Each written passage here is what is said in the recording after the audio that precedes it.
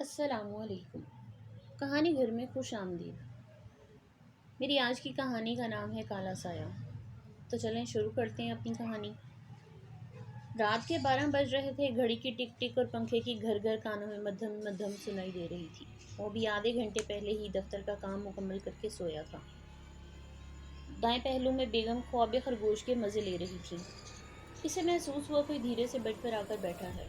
جیسے ہی حاشر نے آنکھیں کھولی، پیچھے مڑ کر دیکھا، وہاں کوئی نہ تھا۔ وہ اسے اپنا وہم سمجھ کر دوبارہ سونے کی کوشش کرنے لگا۔ اچانک دوسرے کمرے سے دھپ کی آواز آئی، جیسے کوئی بھاری چیز نیچے گری ہو۔ اس نے پاس لیٹی بیوی کی طرف دیکھا اور دھیرے سے بولا، شاہینہ، مجھے لگتا ہے دوسرے کمرے میں کوئی ہے۔ کیا ہو گیا ہے؟ آپ کا وہم ہے؟ ایسا کچھ نہیں ہے، آرام سے سو جائیں، مجھے بھی سونے دیں۔ شاہینہ بھی سمجھی کہ حاشر کا وہم ہے۔ وہ اسے ٹال کر دوبارہ سو گئی۔ وہ کتنی ہی دیر دوسرے کمرے کی طرف کان لگائے بیٹھا رہا، لیکن اس کے بعد دوبارہ کوئی آواز نہ آئی۔ وہ واقعی حاشر کا وہم ہوگا۔ وہ یہی سوچ کر دوبارہ سونے کی کوشش کرنے لگا۔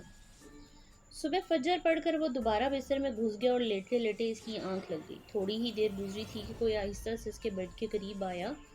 حاشر کو محسوس ہوا کہ اس کے کمبل کو کھینچنے کی کوشش کر رہا ہے۔ رات والا واقعہ دوبارہ اس کے ذہن میں گھوم گیا۔ حاشر کا دل دھک دھک دھک دھک کرنے لگا۔ اچانک گرجدار آواز نے پورے کمرے کو اپنی لپیٹ میں لے لیا۔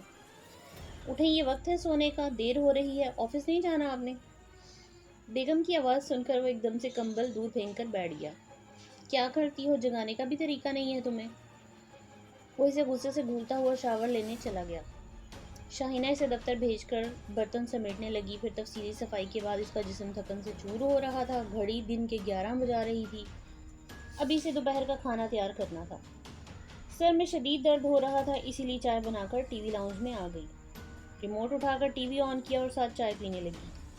ایک دم سے اسے لگا جیسے کوئی صوفے کے پیچھے سے بھاگ کر گزرا ہو، جیسے کوئی سایہ۔ اس نے فوراً پیچھے مڑ کر دیکھا، وہاں کوئی نہ تھا۔ اس نے دوبارہ اپنی توجہ ٹی وی کی جانب مبذول کر لی۔ کچھ دیر بعد پھر سے کسی کی سیڑھیاں چڑھنے کی آواز اس کے کانوں میں پڑی۔ ساتھ ہی ڈور بیل کی آواز اسے مزید دھچکا دے گئی۔ وہ بھاگتی ہوئی گیٹ کی جانب بڑھی، بنا پوچھے شناخت کیے دروازہ کھول دیا۔ سامنے پڑوسیوں کی لڑکی آمنہ کھڑی تھی۔ وہ 20 سالہ خوبصورت دوشیزہ تھی۔ آج کل پڑھائی سے فرصت کی وجہ سے وہ گھر میں مختلف قسم کے کھانے بناتی نظر آتی۔ شاہینہ نے اسے خوش آمدید کہا۔ کیا ہوا باجی، تمہارے چہرے پہ پسینہ کیوں ہے؟ آمنہ شاہینہ کی حالت دیکھ کر پوچھنے لگی۔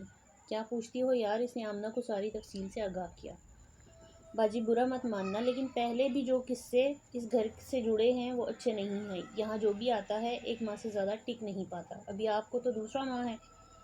آمنہ کے استفسار پر شاہینہ نے حامی بھری۔ شادی سے پہلے حاشر بھائیوں کے ساتھ ہی رہتا تھا، ماں باپ حیات نہیں تھے۔ شادی کے بعد وہ شاہینہ کو لے کر اس گھر سے دوسرے گھر شفٹ ہو گیا، جو ان دونوں کے لحاظ سے بہت بڑا تھا۔ وہ کرائے پر لینے کے بجائے اسے خرید چکا تھا، اس بات سے بے خبر کہ یہ ایک گھاٹے کا سودا ہے۔ حاشر کے آنے تک آمنہ اس کے ساتھ ہی رہی، کیونکہ اس کی باتوں سے شاہینہ اچھی خاصی خوفزدہ ہو چکی تھی۔ حاشر کو کھانا دے کر وہ اس کے قریب ہی بیٹھ گئی۔ حاشر، آپ کو معلوم ہے آمنہ کیا کہہ رہی تھی؟ ہاں معلوم ہے، پھر اس کی کوئی نئی ڈش خراب ہو گئی ہوگی اور وہ نہایت جوش و خروش سے تمہیں اس کی بربادی کا قصہ سنا گئی ہوگی۔ حاشر کا موڈ آج خاصا خوشگوار تھا۔ یہ بات نہیں ہے، وہ مجھے پہلے یہاں اس گھر کے مکینوں کی بربادی کا قصہ سنا کر گئی ہے۔ کیا مطلب؟ حاشر سنجیدہ ہوا۔ یہاں سایہ ہے۔ کیا کہتی ہو یار؟ وہ مسکراتے ہوئے شاہینہ کی بات کو اگنور کر گیا۔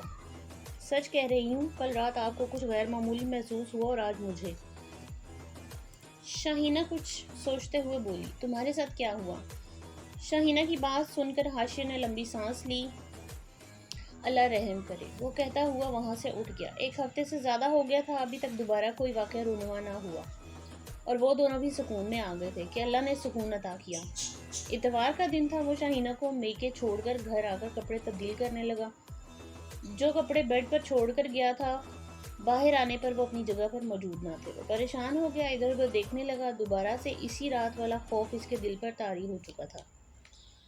ایک دم سے اسے ٹیرس پر کسی کا سایہ نظر آیا۔ اس نے جھٹ سے پردہ ہٹایا، لیکن وہاں کوئی نہ تھا۔ جیسے ہی وہ پیچھے مڑا، اس کے حلق سے چیخ نکلی اور ایک دم سے اس کا وجود بے دم سا ہو کر نیچے گر پڑا۔ پورے کمرے میں خاموشی تھی۔ رات گئے اس کی آنکھ کھلی تو اس نے خود کو اپنے بیڈ پر موجود پایا۔ شاہینہ بیڈ سے سر ٹکائے آنکھیں موندے بیٹھی تھی۔ سامنے دیکھا تو صوفے پر اس کا سالہ یعنی کہ شاہینہ کا بڑا بھائی لیٹا۔ وہ یہاں کیوں ہے؟ کئی سوالات اس کے ذہن میں سرگوشی کر رہے تھے۔ اس نے پانی پینے کے لیے ہاتھ بڑھایا، گلاس ایک دم نیچے گر کر کرچی کرچی ہو گیا۔ وہ دونوں ایک ساتھ اٹھ کر بھاگے تھے۔ کیا ہوا؟ شاہینہ کے لہجے میں ڈھیروں فکر تھی۔ پانی۔ حاشر نے لب ہلائے۔ عدیل نے پانی کا گلاس اس کی طرف بڑھایا۔ بھیا پانی۔ تم یہاں کیا کر رہے ہو؟ حاشر نے گلاس پکڑتے ہوئے پوچھا۔ جب آپ شاہینہ کو طے شدہ وقت پر لینے نہیں آئے تو ہمیں فکر ہوئی۔ کال کی تو فون بند تھا، تو شام میں اسے چھوڑنے آیا تھا۔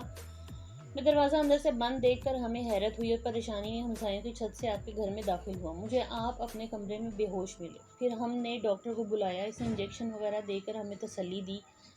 عدیل نے اسے اب تک کی ساری تفصیل سے آگاہ کیا۔ حاشر نے ہنکارا بھرا۔ ویسے بھیا ہوا کیا تھا؟ عدیل نے پوچھا۔ شاہینہ خاموشی سے دونوں کا مکالمہ سن رہی تھی۔ پتہ نہیں، ایک دم سے میں ڈر گیا۔ حاشر وہ وقت یاد نہیں کرنا چاہتا تھا۔ مجھے لگتا ہے آپ کو یہ گھر راس نہیں آیا، عدیل نے کہا۔ ہاں شاید تم ٹھیک کہتے ہو۔ حاشر دوبارہ بیڈ پر نیند دراز ہو گیا۔ ایک دم سے جلتی بتی بجھ گئی۔ شاہینہ نے ڈر کے مارے حاشر کے بازو کو جکڑ لیا۔ حاشر شاہینہ کے منہ سے صرف اتنا ہی نکلا، بچو ڈرے مت، کچھ نہیں ہوگا۔ عدیل نے بہن کو تسلی دی۔ اس نے آگے بڑھ کر دوبارہ بتی جلا دی۔ دوبارہ سب کچھ ویسا ہو گیا جیسے کچھ دیر پہلے تھا۔ شاہینہ بھی سیدھی ہو گئی۔ جتنی جلدی ہو سکے یہ گھر چھوڑ دیں۔ عدیل نے صوفے پر بیٹھ کر لمبا سانس بھرا۔ حاشر نے کن اکھیوں سے اس کی جانب دیکھا۔ ساری رات ان تینوں نے کانٹوں پر گزاری۔ کسی کو بھی ایک لمحے کا آرام میسر نہ ہوا۔ اگلی صبح وہ تینوں ناشتہ کرتے ہوئے بحث کر رہے تھے۔ میں کسی عامل بابا کو لاتا ہوں، آج عدیل نے کہا۔ ہاں آزما لیتے ہیں۔ شاہینہ بھی راضی تھی، جبکہ حاشر اس سارے معاملے میں خاموش ہی رہا۔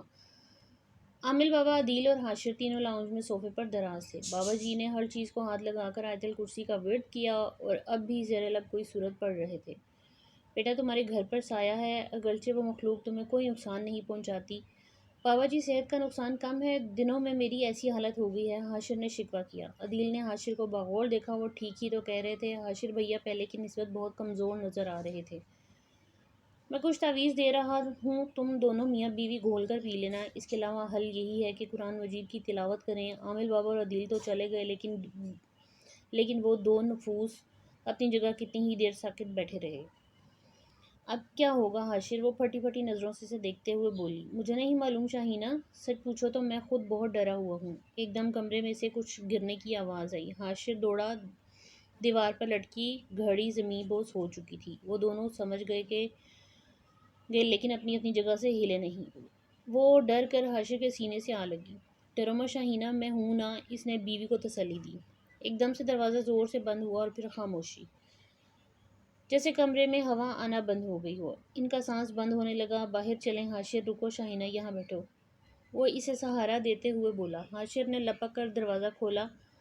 تمام کھڑکیاں کھولنے کے بعد وہ شاہینہ کے لیے پانی لینے چلا گیا۔ وہ خالی آنکھوں سے کمرے کی دیواروں کو گھورتی رہی۔ حاشر جو بھی ہو، اب ہم یہاں نہیں رہیں گے۔ شاہینہ نے اس کا ہاتھ زور سے بھینچا۔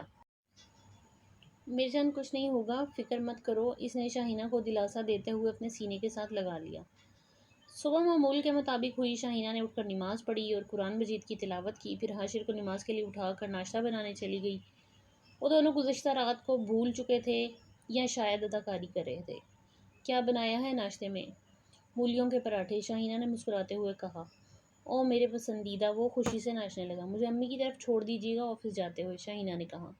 یار آج میری ضروری میٹنگ ہے، اس طرف جاؤں گا تو دیر ہو جائے گی، عدیل سے کہوں گا تمہیں آ کر لے جائے۔ حاشر نے جان چھڑانی چاہی۔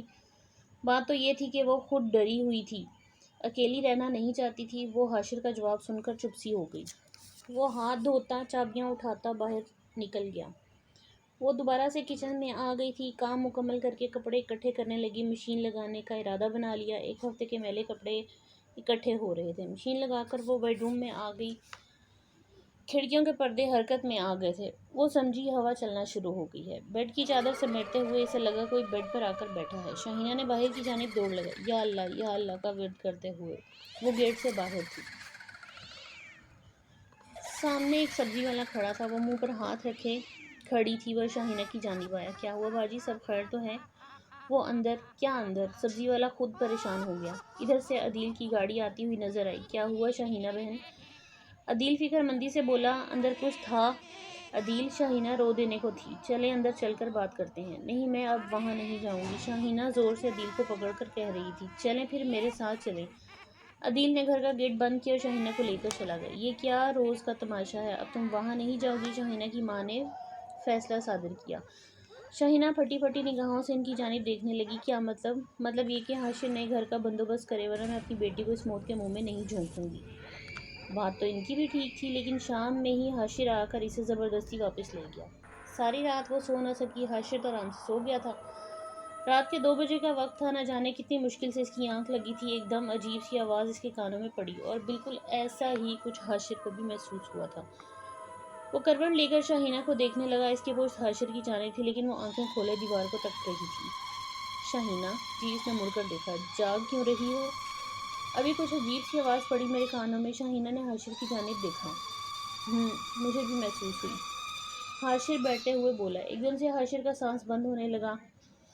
حاشر اس کا نام لینے کی کوشش کر رہا تھا، لیکن لے نہیں پا رہا تھا۔ شاہینہ نے بڑھ کر اسے تھاما۔ حاشر کیا ہوا، آپ ٹھیک تو ہیں؟ وہ ایک دم سے تکیے پر گرا اور بے ہوش ہو گیا۔ شاہینہ کے تو سان ختم ہو گئے۔ جلدی سے عدیل کا نمبر ملایا، وہ آدھے گھنٹے میں اس کے پاس موجود تھا۔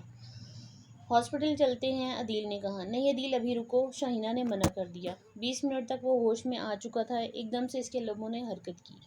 شاہینہ پانی، وہ اس کے نام کے ٹکڑے کرتا ہوا نہایت کمزوری سے بولا۔ اس نے پانی کا گلاس حاشر کے ہونٹوں سے لگایا۔ صبح وہ لوگ سامان باندھ رہے تھے، اسے خالی پڑا رہنے دیں جب تک کوئی اور مکان نہیں ملتا۔ ہمارے ساتھ ہی رہیں۔ عدیل نے آگے بڑھ کر سامان سے بھرے بیگ گاڑی میں رکھے، گھر کو تالا لگا دیا۔ اندر کہیں چھن سے کچھ ٹوٹا تھا۔